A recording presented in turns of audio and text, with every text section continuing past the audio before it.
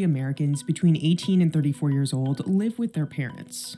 And while you may have heard more about this recently, this trend isn't new. Between 2005 and 2015, the share just grew very steeply over this 10-year period. Since then, it's been fairly stable. There was an uptick, of course, during the pandemic. Wow. In the wake of the pandemic, those rates of parental co-residence are now about where they were right before. Well, let me look at that real quick. So both, about a third, 18 to 34 years old living with their parents. It's most prevalent in men than it is with women. Wow. That's fascinating to know. I wonder how much of a big difference if you took 18 away and you said 21 to 34. How much of a significant difference? I mean, come on. There's a lot of people who did not move out of the house right away at 18. Yes, there are some. You're probably one of them. But we all know a lot of people who didn't. They waited until they were 19, 20, maybe even 21. And then after that, when you're at drinking age, you definitely want to be living on your own. It is a weird custom here in the U.S. that, we feel shamed for living at our parents, especially at a young age. From 18 to 21, you should take your time. Learn how to budget, everything else about money. Can you afford things? If you get a rental, can you still save money?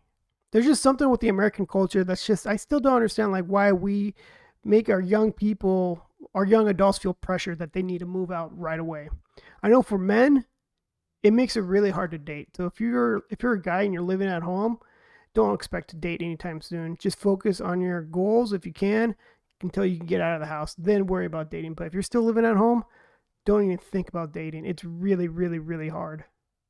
They were right before. Part of the reason we see this escalation of young adults not leaving the nest or returning to the nest is this idea that it was harder and harder for them to weather shocks. Nearly 30% of Gen Z said they would like to save, but don't make enough money. And roughly 2 in 5 millennials and Gen Z adults feel it's harder to build financial wealth now than when their parents were their age because of the economy. 27-year-old Victoria Frank. Hey, it's pretty easy.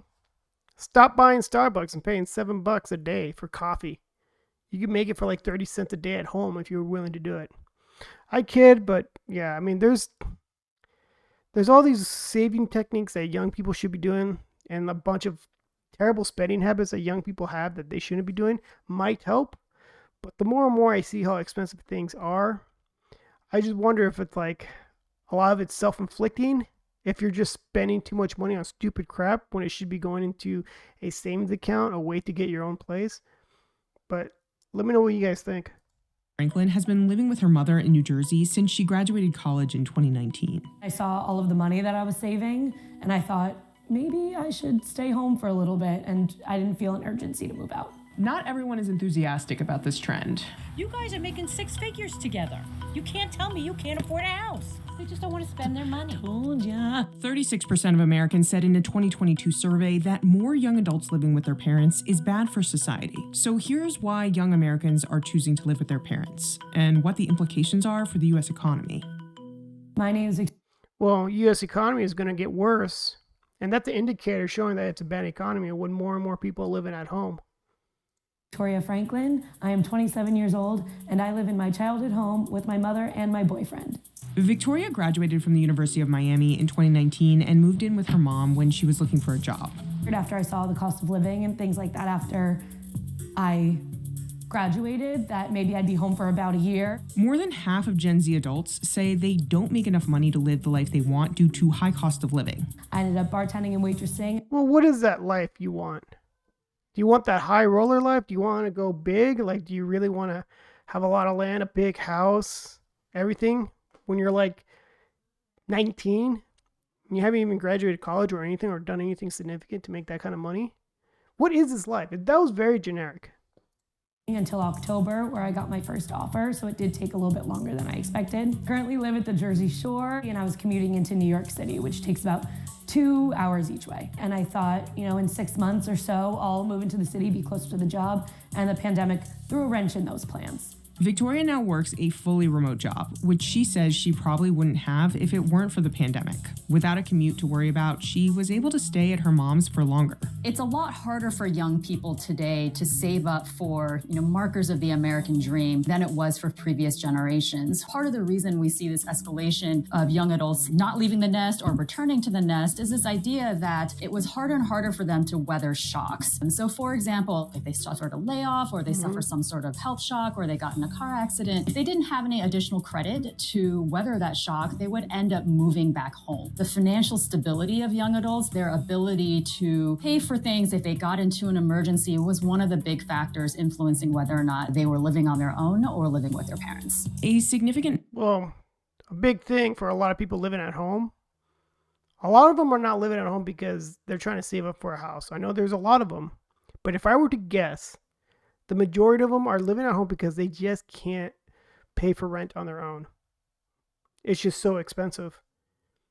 A lot of rent right now is $2,000 a month. That's a lot of money. You definitely got to be pushing not $100K a year, but getting close to it. And not a lot of young people make that kind of money. It is ridiculous out there. Number of Gen Z adults and millennials lack emergency savings. In fact, 46% of millennials and 32% of Gen Z have more credit card debt than emergency savings. Well, okay, that's a crazy statistic. I'm a millennial. So 46% of my generation hold more credit card debt than emergency savings. That's pretty rough. If you're in that 46%, you're a millennial, you're like pushing 40 if you're not 40 yet. That's an area you need to figure out, you need to take care of that as soon as possible. There's nothing that's going to keep you broke like credit card debt. Gen Z, you're not too far from behind, but you better learn to get out of credit card debt fast and start building up an emergency saving. Emergency saving, I'd say $10,000 or so. I know Dave Ramsey has a good method of okay, pay off a credit card. Your first step is have $1,000 emergency step, and then next step is $5,000. I'd say in this economy, in this day and age we live in 2024, everything's doubled. So I'd say at least $10,000.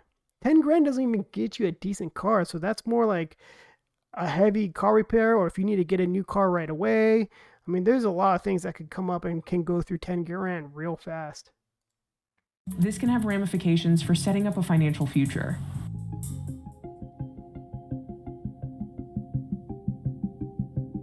Roughly 1 in 4 Gen Z adults say housing costs are one of the biggest challenges to financial success. The prices of homes has escalated over the last few decades much faster than actual incomes. So it is actually much harder for a millennial or a Gen Z to save up for a down payment to buy a home. And that's something that bears out in the data. The pandemic did have a lot to do with it. I saw how much I was saving and I was like, maybe I shouldn't be paying, upwards of $3,000 a month and making somebody else richer when I could stay at home, save that money, and spend it on where I want to spend it. Between my job and my bartending and waitressing, I make anywhere from $85,000 to $95,000 a year. I would say about 40 to 50% of my salary is going right into savings. My mentality is, why rent and give my money to someone else when I can start to own? And so a big chunk of that money is going to go towards a down payment on a house. Young adult. I kind of like young adults who have that mindset. She works 2 jobs, which sucks, and she's in the area of $90,000 a year. You could technically live on your own with that, but like she said, why make someone else rich? Up to $3,000 a month on rent? Are you freaking kidding me? That's so expensive. That's a lot of money to be wasted just to have a small roof over your head, and it's just some small 500 by 500 square foot apartment. And who knows what the neighborhood is like. And you have to spend more for a safer neighborhood, right? When I hear young people say that they're still living in their home, but they have a plan to save and get a house, I say that's great. Probably should be the move. You don't have to move on your own right now. If you're not in a position, if you want to buy a house versus renting a place, yeah, why not? I don't know why we have this pressure on young people to just get them out of the house right away. Again, that's for someone in her circumstances that, if you have $90,000 a month and you can live at home, maybe rent free, maybe you pay a little bit of rent, but that sounds like a lot of money you can be saving. I know there's a lot of people who make a lot less and live at home, but as long as you can save money and have a goal in mind, yeah, it's going to take years, right? But it's going to be worth it. Adults ages 25 to 34 in high cost of living areas are more likely to live with their parents. Nearly 26% of young adults in New Jersey were living with at least one of their parents in 2022. The median household income in Oceanport, New Jersey, where the Franklins live, was nearly $133,000 in 2022, while the median value of a home in the region was around $644,000. Dude, how do you afford that? But of course, this is not a starter home. Or shouldn't be. A starter home should not cost that much. Imagine putting a down payment for that. What is that higher math? Around, if you do 20%, that's like what, 125-ish in that ballpark? $125,000? How do you come up with that kind of money? That's more than most people's salary, like $125,000. That's going to be a long time to save up. So yeah, I understand when a lot of young people just like give up hope. They look at them like, dude, how am I ever gonna save that kind of money? Barely can do $5,000 a year, let alone $125,000. Yeah, you might have to do an FHA, but you still have to pay PMI or do something else, and it's gonna really suck and really slow down your wealth progress. $4,000. My dad built this house for $350,000 and was making probably $10,000 to $15,000 less than I was. My mom wasn't working at the time, and they were able to afford a $350,000 house on a $70,000 a year salary with a son. And that is just, that's not even the American dream anymore. That's not even possible. My aunt, who I fight with all the time, is always saying how you have to give somewhere, right? And my cousin said something to her the other day and said, we're giving everywhere. We don't get property. We don't get good school systems. Whatever we're trading off is too much to trade off. Victoria had brought up some conflict with her. That's the real squeeze. That's the real squeeze. And there's sacrifices that, like, I know you want to live by your parents. Everyone does. I get it. But if you want a house that's affordable, you're going to probably have to move. New Jersey is not a cheap state at all. It's very expensive. You might have to go more inside the country where there's new developments and houses that are in the 300,000s that you were talking about, maybe lower 400s. There's houses, yeah, they're not in like the greatest states, right? You have to move out of New Jersey. You have to go like, I don't know, like an Iowa or a South Dakota or something in the middle of the country, Oklahoma, right? That's, you know, new cities being built, new houses, but the houses are way more affordable than New Jersey. Her aunt a few times. Oh, this is my Aunt Judy. So I asked Aunt Judy to come on over and talk to us. I talked about how much we fight about millennials, yes, but millennials living at home, and how you always say, well, you have to sacrifice something, but how much we're sacrificing. Like, we don't get like a big property, or we don't get like a nice house, or it's not in a good school system. But you have to start somewhere. You have to start anywhere. Just start your portfolio is what I told you. I don't care what it is. I love her accent. That's the most New Jersey accent I've ever heard in my life. You don't have to live in Oceanport your first time.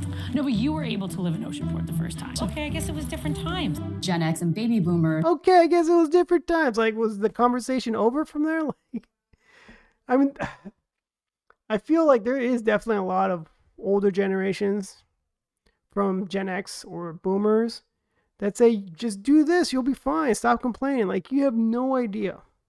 You have no idea. If you were to start over right now, you probably couldn't afford the same house that you bought the first time. It is crazy.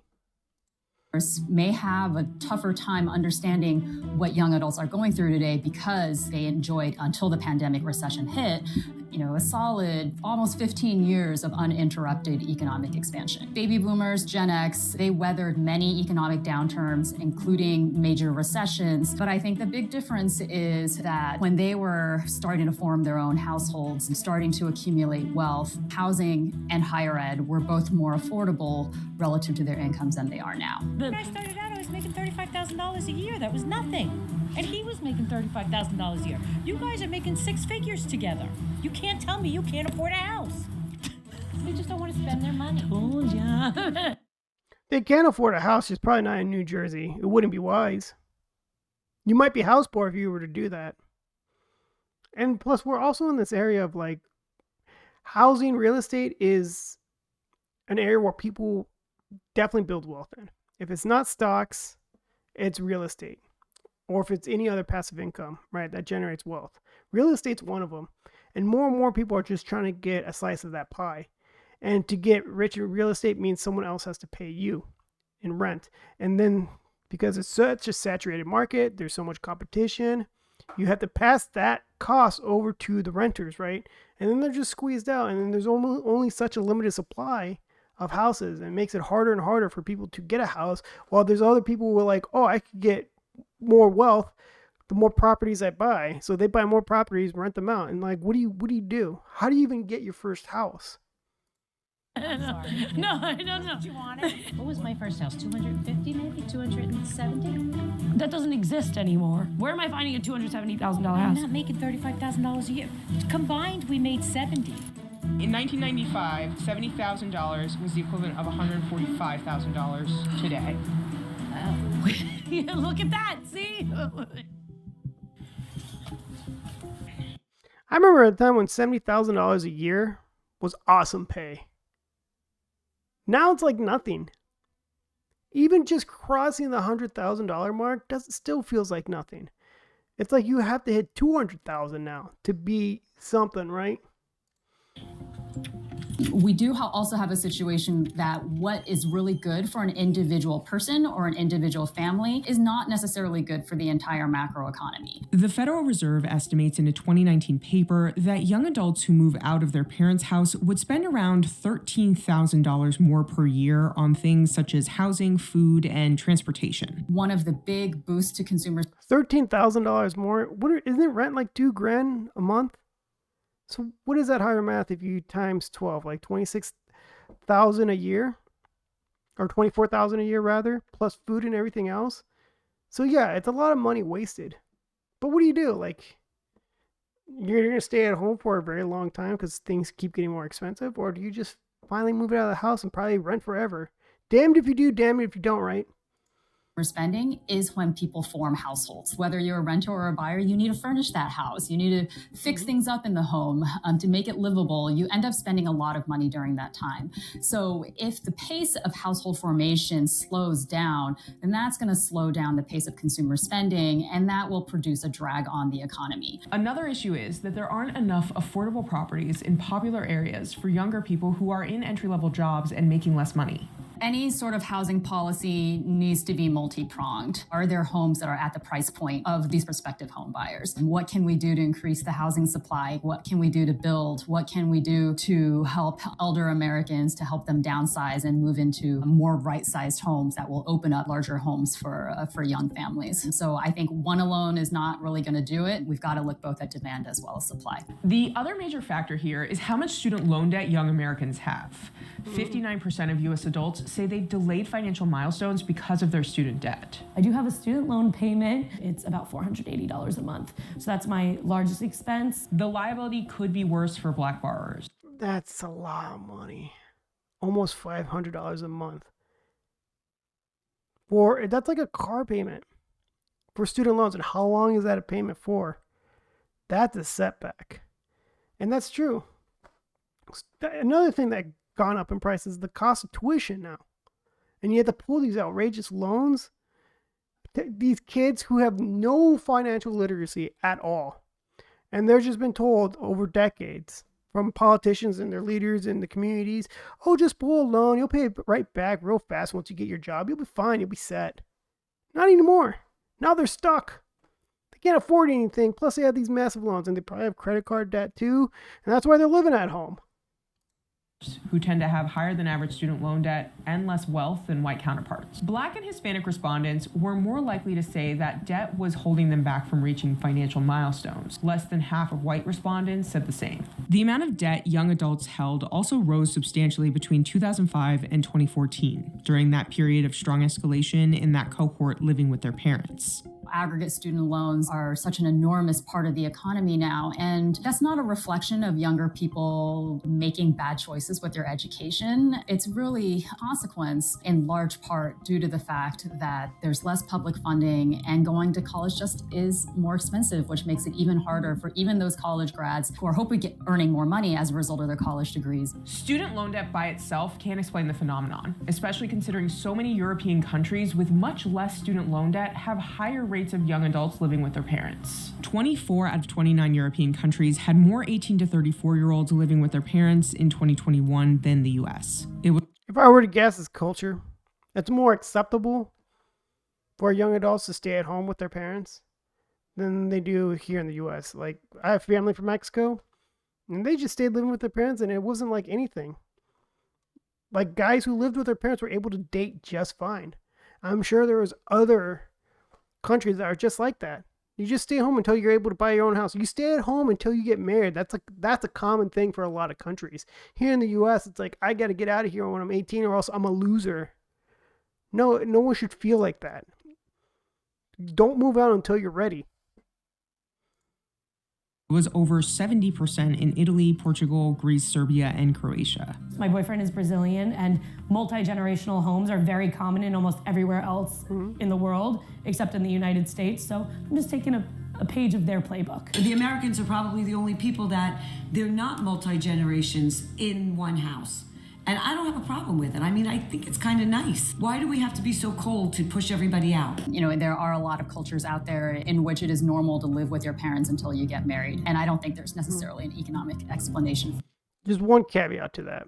I used to live in Hawaii for 8 years. And there's definitely multi-generations in a house. And it's not because they're saving up to get another house. It's because they can't afford another house. And they're just stuck. I know plenty of places in Hawaii that there's at least 3 generations in that house. There's grandma, there's parents, and then there's you. Grandparents can't live on their own because it's too expensive. Parents have bought the house with everyone put in, chipping in, right? Or it was the grandparents' house originally, and then their kids can't afford to move out. But they had kids, and their grandkids can't move out. And it's just like this weird circle. They're just trapped, right? Just trapped. For that. The Franklins would say in the US, it is the economy, but Victoria's mom is kind of okay with it.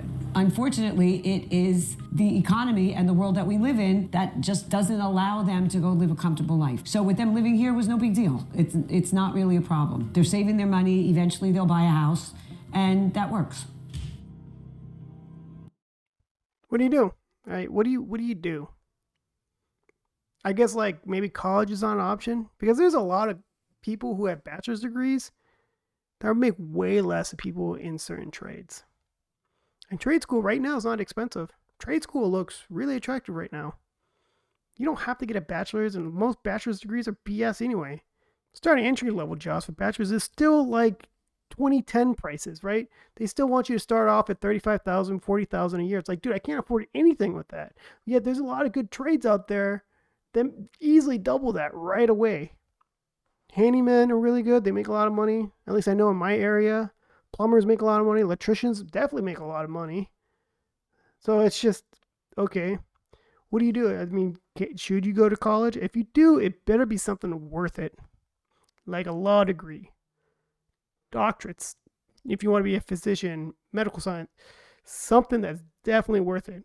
If you're going in for communications, gender studies or something, you're screwing yourself over. I'm sorry, but no one's hiring for that. And you're just going to be stuck with 50 grand of debt. But I digress. Let me know what you guys think of this video. Comment below. I do read them. And let me know if I missed out on anything. So until next time.